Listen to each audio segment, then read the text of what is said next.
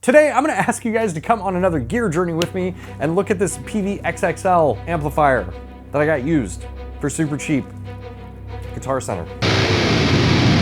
This amp was requested several times from one of my patrons. Barry, if you're watching, this video is for you, man. If you would like to become a patron or a member, you can do that down in the description below. And then you can ask me directly over and over and over again why I haven't made the video that you want me to make. In all seriousness, my patrons and my members really help me out a lot with coming up with content and stuff. So if that sounds like something you're into, definitely go check the description below. Let's turn this thing on. Hey, look, here's a clean channel. You know, one of the amazing things about this amplifier is it has 3 channels and each channel has 3 different modes. A lot of different things you could do with it. Now, if it does any of those things well, I guess we'll find out in this video, but so far the clean channel sounds like a clean channel. Let's go to vintage.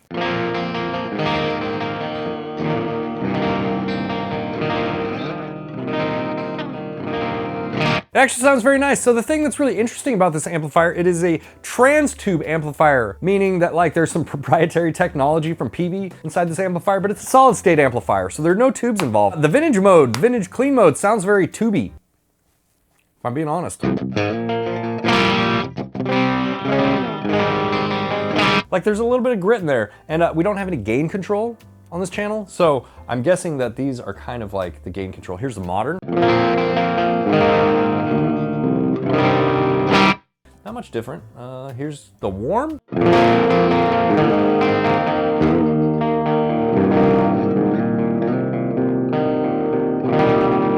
Here, let's try and dial this in a little bit. I don't see a huge difference between these modes on this channel. I'm gonna stick with the modern though.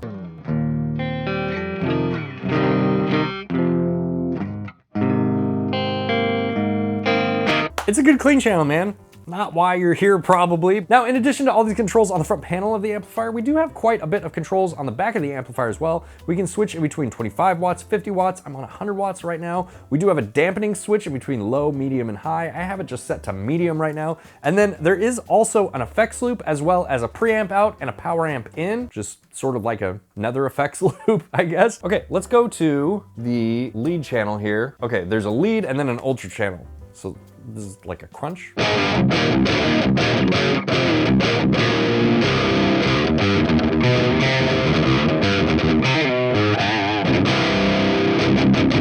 It's significantly quieter than the clean channel. I'm turning this amp up quite a bit. Like I am almost at its limitations here, so.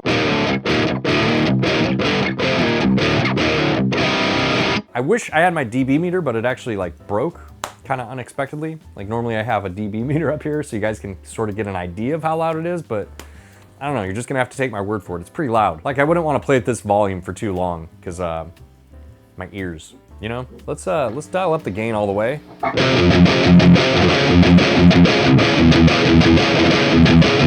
And then as we change the modes here, we get a little bit more gain. Like here's the British mode. It's very good for a solid state amp, especially. Like, if you told me this was a tube amp, I'd believe you.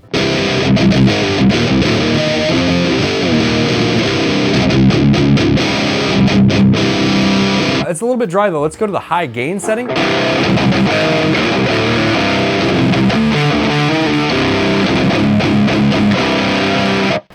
boost that.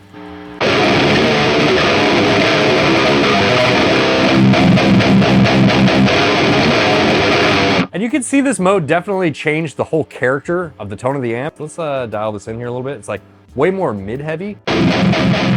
We have tons of low end here too. This is great.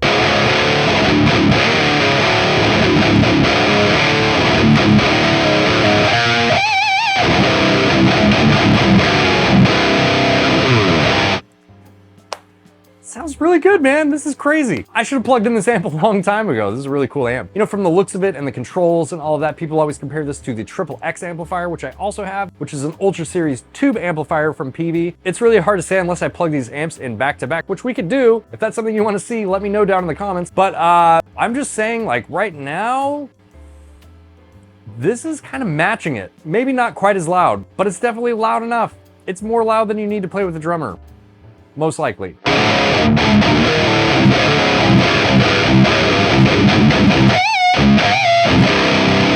It sounds awesome, man. Let's I want to go back to this British channel here real quick and then just let's compare these.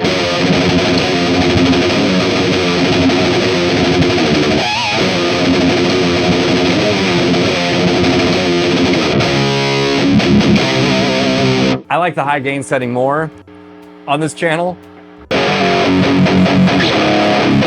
And there's so much noise.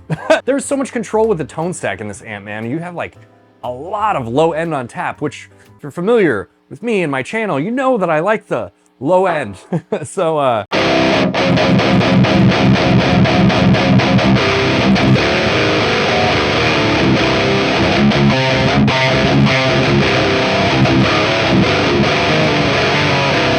pretty badass.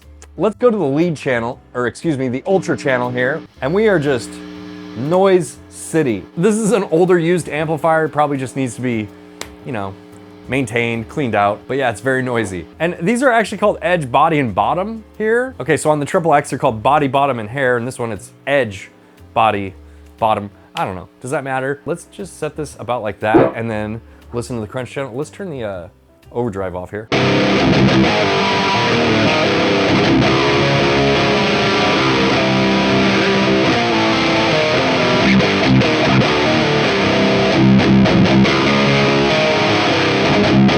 Not my favorite sound in the world. Let's cut this gain back quite a bit. Let's go to the modern channel, which is just like Scoop City.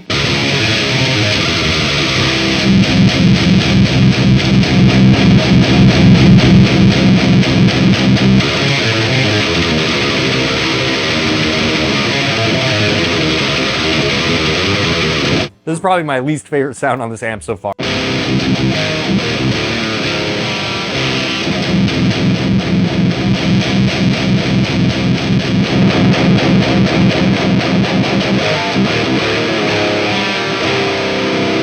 That's a little bit better.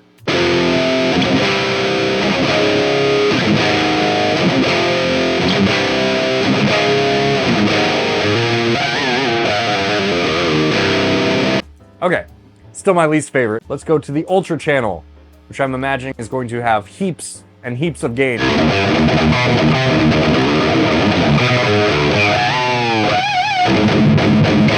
This channel kicks ass.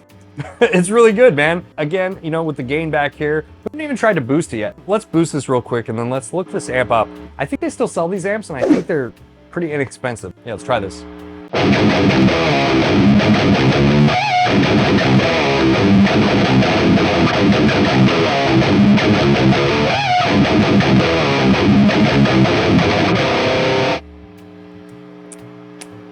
Noisy as we also have built-in reverb, which is fine if you want reverb. Let's just turn all the way up and hear what it sounds like.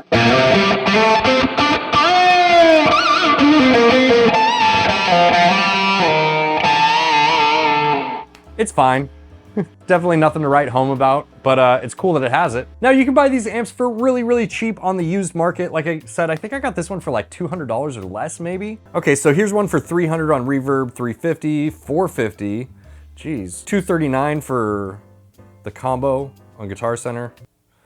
But where do they have new ones? Oh, no longer available. Okay, so you can't buy them new anymore, it doesn't look like. Which is weird because it's a really good amplifier. Okay, so they were $700 new when they were being sold in stores, which I think is a probably pretty fair price for it, especially when you consider something like the 5150 Iconic is like what, like $1,000 new? But this amp is really, really versatile. And if you can find one used for a good deal, man, might be worth it. Now, I did have some problems. I don't know how much of that was.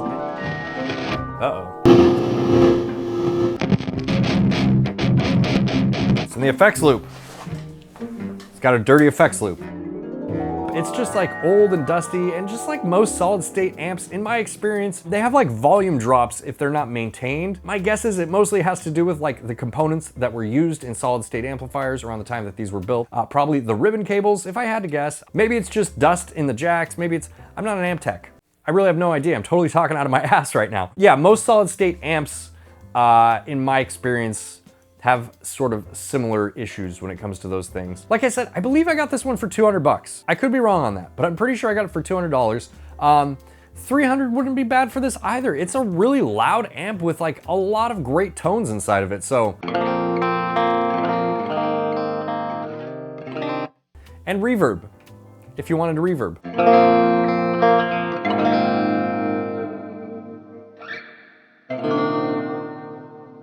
It sounds like a spring reverb, but I don't think there's springs inside of this. Again, I could be wrong. I don't think this is a rip it or skip it, but if it was, I would tell you to rip it. I think it's good. Buyer beware. It is a solid state amplifier. As you saw, or maybe didn't see earlier in the video, I was having some problems with it until I finally got it to work. And yeah, then it seemed fine. So reliability, maybe an issue. I don't know. I don't know how reliable these amps are. Maybe this is just a one-off in my experience, the condition of this amplifier. Maybe this is common with these XXL amplifiers. I really don't know. All I know is if it works, you get some brutal tones out of it, man. And again, going to the options on the back of the amplifier here, you know, we have the dampening, tight, medium, loose. We have the different power output modes. We have cabinet impedance, obviously. A lot of options on this amp. Here, let's see what the difference is. I did not demonstrate the dampening, so let's do that real quick. I'm gonna go back to the ultra mode. I like the, actually, you know what? I think I like the high gain on the lead channel the most. Okay, so this is, let's actually just boost this now. Why not?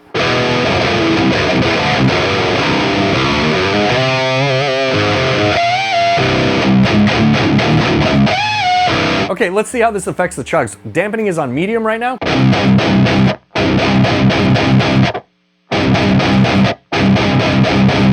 Let's put the dampening on loose. Now let's put the dampening on tight. Volume drop.